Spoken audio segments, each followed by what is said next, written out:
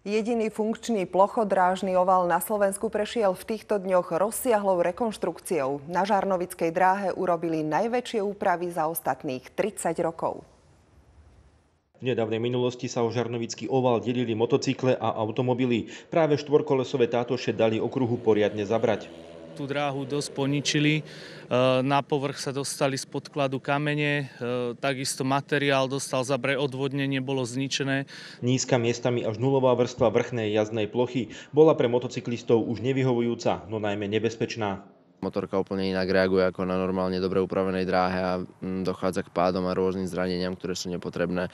V priebehu posledných týždňov sa ale situácia zmenila. Na novo sa vybudovalo odvodnenie a na oval pribudlo nových 400 tón dolomitu.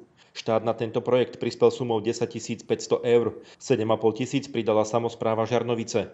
Každá samospráva bojuje s finančnými prostriedkami, ale našli sme v rozpočte túto čiastku, aby sme tým pomohli tejto ploché dráhe.